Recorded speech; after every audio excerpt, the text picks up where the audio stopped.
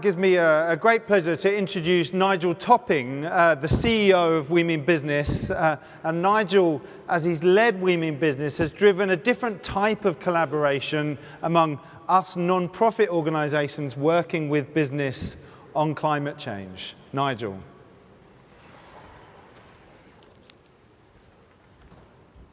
Thank you, Paul.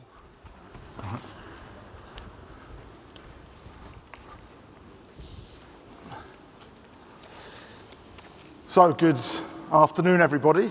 This is the last session between you and lunch, but it's going to be one of the most interesting sessions because we're going to talk about, Paul, I just heard him introducing me talking about collaboration. One of the things I've talked a lot about is the need for radical collaboration. People who, in our case, in We Mean Business, people who are very aligned, getting better at collaborating. But what we're going to talk about now in conversation is radical collaboration of a different sort, radical collaboration between stakeholders who historically have not been aligned, who have often been quite polarized. Christiana this morning talked about the need for us to have frank and open conversations. And we talk a lot about the need for us to have grown-up conversations about those really difficult issues which historically have led to polarization. And she also talked about the need for those conversations not just to take place in the sort of rarefied atmosphere of a COP in Paris or Marrakesh, but to take place in jurisdictions. So particularly in those jurisdictions which are producers of hydrocarbon fuel. So I'm very excited to introduce a session today, and I'm largely going to hand over to my co-conspirators to talk between themselves, and I'll introduce them in a minute. This is, I think, one of the most extraordinary examples of engagement and leadership.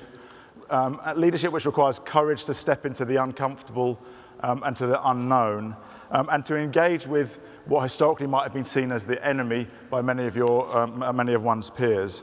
And the real question is, how do you take an economy which is based on hydrocarbons and manage the transition in line with the ambition laid out in Paris? So I'm delighted to welcome Steve Williams, who's the CEO of Suncor, which is Canada's largest energy company, and Sephora Berman, who's the former director of Greenpeace's International Climate Change and Energy Program, and now one of Canada's leading climate campaigners.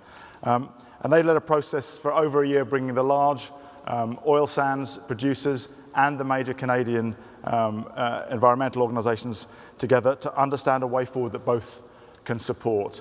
But the best way to find out about that is to hear it in their own words. So I'm going to ask Sephora just to start by explaining a little bit about the beginning of the coming together of this process, and a little bit about how this unusual collaboration, this unusual conversation started and how it went on.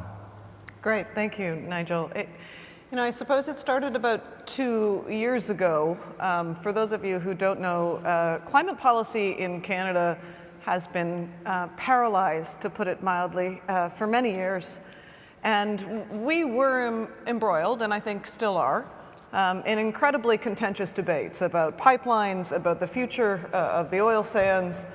And a group of us got together and started having conversations quietly. And I suppose at the beginning, for me, coming from a background of designing environmental campaigns for the last 25 years, I was just really curious to try and understand what these clearly highly accomplished and successful businessmen thought about climate change. It really felt to me, coming from the environmental community, that part of the reason we were being held back in Canada on climate policy was because of the opposition to climate policy from the fossil fuel industry. And I wanted to understand what you thought about climate change and what you thought about Canada's role and what we could do. And so we started having conversations, and it led to some pretty interesting breakthroughs. We realized that we share a lot of common ground. We all believed, the CEOs and the executive directors of environmental organizations, that Canada should lead, that we wanted Canada to have a strong economy, that we all believed in climate change. The question was, what is Canada's fair share? Therefore, what is the oil sands' fair share? What do we do with an economy like Alberta's that is 70% dependent on oil? And so these conversations over a period of 2 years led to some specific conversations about climate policy. What could we support? What would incent technology and innovation in the sector, but reduce emissions and provide some certainty for a pathway towards climate leadership? And to make a long story very short, last November, the new Premier of Alberta, this process was aided by the fact that we had an election a year ago where we got a progressive majority government for the first time a change in government for the first time in 44 years in Alberta. And we worked with the Alberta government to draft and design a climate plan. That climate plan was announced last November. Alberta became one of the first jurisdictions in the world, oil-producing jurisdiction, to put a cap on emissions of 100 million tons from the oil sands. We put an economy-wide price on carbon at $30, and also a commitment to phase out coal by 2030, a renewable portfolio standard 30% by 2030, and a commitment to reduce methane 45% by 2025. This is a jurisdiction that not only didn't have climate policy in the past at all, but in fact was embroiled in a conversation of whether climate change is real. So that's kind of an introduction to the process and what we've achieved so far. So it sounds like a very progressive outcome, helped by changing government at the provincial level, which was some months before the change in government at the federal level. But just tell us a little bit, Steve, from sort of behind the scenes, what was it like as an oil CEO? What was some of the choreography to get the conversation going, personally and your peers? Because it's clear now that this conversation has been going for a long time and there's a lot of trust, but how did that trust get built over time? Yeah, and I'll try and take away, it's an intimate little group here, some of the sort of headlines and get right into what it actually takes to move into this next stage. It's a difficult conversation. It requires, in some ways, and it's sort of very timely to make the observation here in the UK, it's very easy to take polarized extreme positions. It's much more difficult to try and genuinely make progress and move into the solution space. And so this has been a difficult conversation. It's been uncomfortable. It's been uncomfortable for me to take it because all of my industry, particularly in Canada, is not aligned. It's been very challenging for Sephora to take that because, by definition, all of her group and team are not completely aligned. So the first parts are sort of obvious pieces like you need to give it full time. It took us several years to have the debate. You need an understanding. You need to be prepared to take difficult steps and move away from just the headlines and start to understand some of the real things you're striving for. And an example for me would be that, what is this conversation about? It's about climate change. So that agreement on climate change is very important at the beginning. It's an agreement that CO2 is a major contributor to climate change and that therefore fossil fuels is a major contributor. But if you can start to solve some of those issues, and it doesn't mean you have the perfect resolution, but if you can start to solve some of those issues, you can make real progress. So, we heard this morning that, energy efficiency can be a part, new technologies can be a part. One of the problems is, and it's where we've worked very hard, is trust is a difficult issue. I have a profound belief that we will solve that CO2 issue at some stage. But if I were Sephora, I wouldn't hang everything on the resolution of that. Sephora has a really strong belief around alternate energy sources, whether it be wind or solar or tidal, also having great opportunity. And so what we've done is we can't fix the permanent solution 20, 50 years down the road. What we've done is take directional leadership, which moves us in the right direction. By setting that emissions cap, gives certainty on both sides of the debate. By setting an aggressive economy-wide carbon tax now. We've incented and motivated people to innovate in the technology now and take the never, never away from it. Is that going to be perfect? No, we're going to have to keep having these dialogues forever now. And if there's one other practical thing I would just throw in at the beginning, and for any politicians in the room, I sort of apologize. It was definitely easier that us two took the debate, or our teams took the debate first. In that one of my learnings through this is the political cycle is not the capital cycle world I have to live in. My cycle is 10, 20, 50 years of future for my shareholders.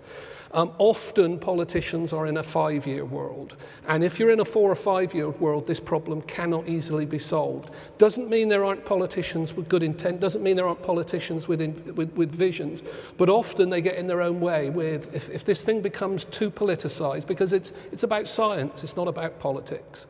And if it gets caught up in that political cycle, you find yourself getting caught on both parts of the debate.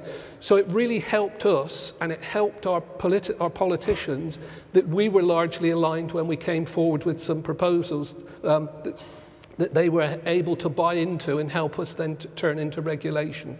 And that would be a clue. If you can start these very serious, difficult conversations early, you get a better chance outside of the political.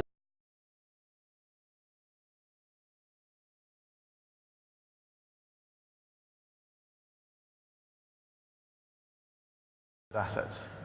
Keep it.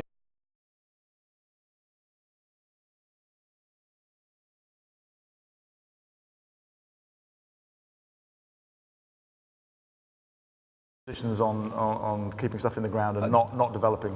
Definitely, we don't agree on everything. I think Sapora used the line in a session a few months ago where we don't have many comfortable lunches together.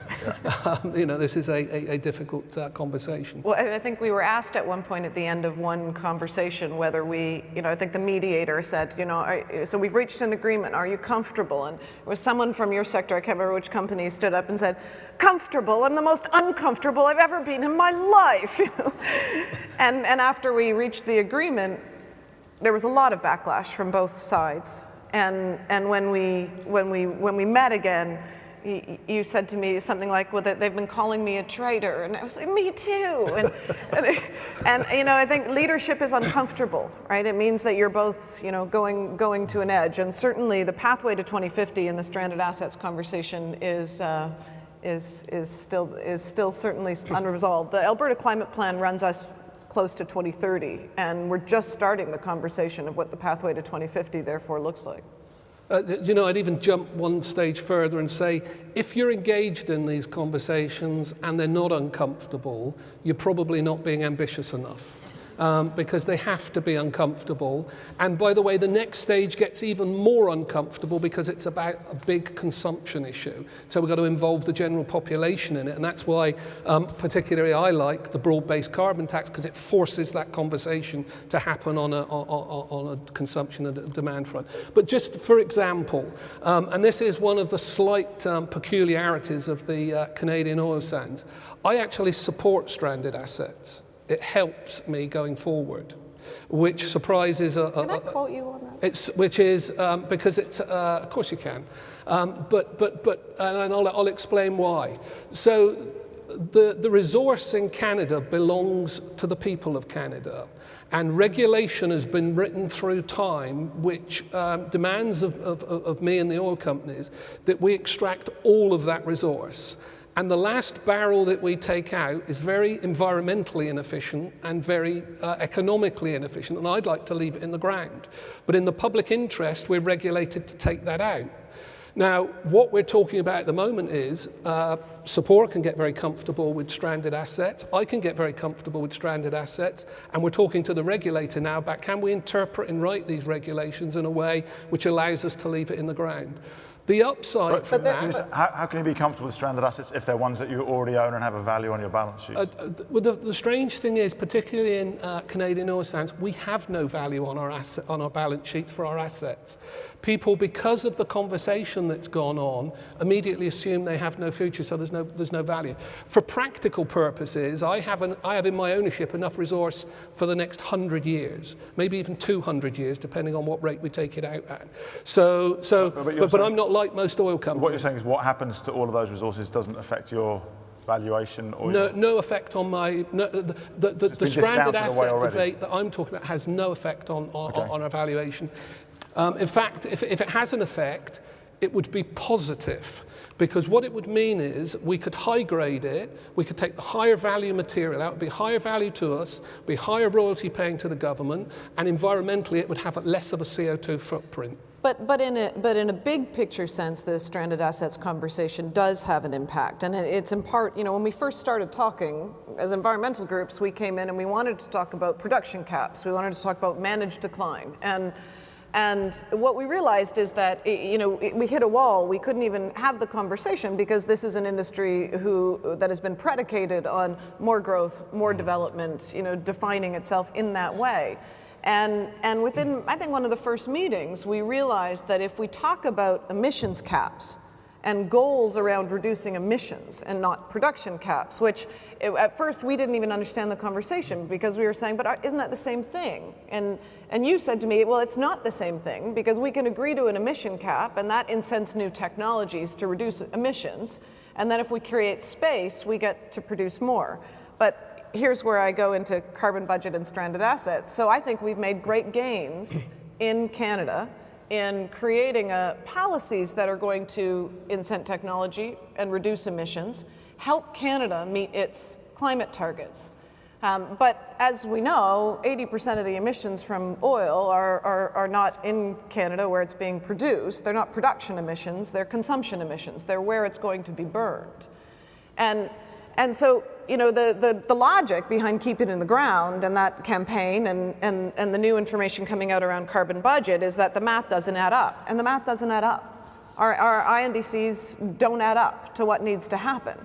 And so I think there's a larger issue at play here, which is even if you can have climate responsibility in a jurisdiction, especially a fossil fuel producing jurisdiction like Alberta and Canada, as long as the UNFCCC process doesn't recognize the contribution of constrained carbon, we have a problem.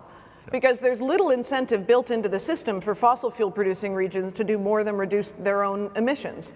So we're not yet talking about managed decline because the oil industry has, and I would assume the gas industry has aspirations to reduce technology to such an extent, to reduce emissions by using technology to such an extent that production can continue, and they're all looking to grab a piece of the global pie. There's a recognition from Total just a minute ago that oil use will decline, that it has to decline. But who gets to produce that smaller piece of the pie is still... And the one comment I would add, Sapora, is what the emissions cap did was take the manana bit away. It sort of said, we're not just saying this to, we use a different expression in Canada, but to rag the puck, to keep this debate going somewhere out there, push it out there, don't actually take it now. By putting that limit in place, we have to make those technology investments now, and we have to start making progress now. And Steve, you wouldn't characterize it this way, I don't think, but I think that the 100 million ton cap is in effect one of the first pieces of Keep It in the Ground legislation, because we had a former Prime Minister Harper, who was arguing that Canada should produce 9 million barrels a day of oil sands. We have 7.4 million barrels per day either approved or in the approval system. 100 million tons is somewhere between 3 and 4. So with current technology, this emissions cap has essentially mothballed at least a third of the already approved permits. So you can see the way that you've had to find a pragmatic, move from wanting a production cap to a pragmatic one. But part of that is because of this jurisdictional tension between the local and the global, right? And there's been a lot of talk about carbon price today. You talked about this jurisdiction-wide carbon price of $30. Say a little bit about how the conversation pans out, because that's also a competitiveness issue beyond oil for the broader economy, and to say a little bit how you see that developing in terms of Alberta and Canada taking a leadership role and what needs to happen, because it's related to this question about how do we get kind of global-wide sufficient production capacity. And you know, I'll keep the first part of it here because we could get right down into you know, actual prices, 10, 20, 50, $100 a well, no, let's get into actual prices. But that piece I find less interesting because I think that's an output rather than an input. So what we challenged ourselves with is let's become the leader in the world. And then that's a much better position to take this conversation in, and we'll challenge the rest of the world to come with us. So in order, because we were behind, we had to prove some things. You know, we were viewed to be one of the bad guys in the world around, you know, what was called the tar sands. And our view that was... You mean Alberta or Suncor? No, the industry, to an extent Alberta, to an extent Canada. And our belief was, that's not perfectly justified. Let's try and jump to a different position to demonstrate what we truly stand for. So what we've done is move to global best practice. I don't think there's another basin in the world which has an emissions cap on it, so we've set a standard.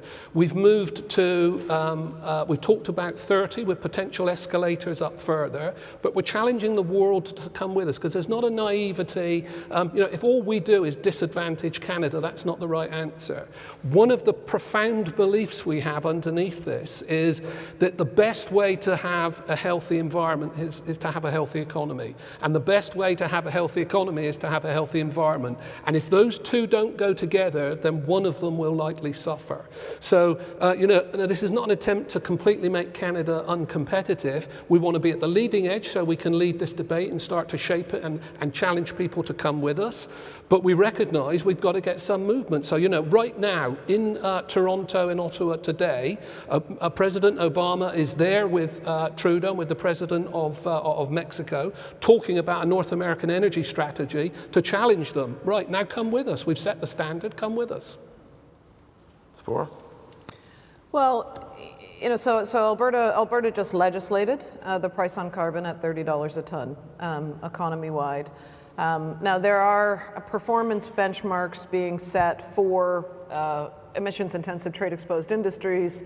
There's also some conversation about where the revenue goes. This is significant revenue. It's $2 to $3 billion a year once it comes into play. So 50% of that revenue will go to incenting technologies and both the renewable industry as well as emissions reductions. How much of that goes back to oil and gas? How those performance benchmark standards are going to be set. This is all pieces that we're working on now. But certainly part of the idea behind supporting this was to get out there in the world. You know, it's why we're here. It's why I was at the North American Carbon Pricing Forum in Washington recently to challenge other jurisdictions to meet or beat what we're doing.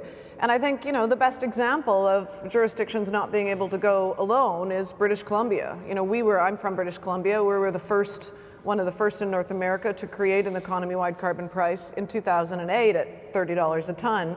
Or it was at the time $20 a ton. It's gone up since then. But the current government froze it and didn't continue to increase the tax because other jurisdictions weren't moving, and they were worried that we were no longer in a competitive environment for BC industries. And the result is emissions have started going back up. I mean, these things work as long as you continue to increase them. But we can't see carbon pricing as a panacea because the fact is that a politically acceptable price is not the same price that will constrain emissions enough to get us to below 2 degrees. That's the bottom line. In Canada, we would need a price of between $100 and $150 a ton if we were going to do that alone. And that's why we've looked at methane regulations.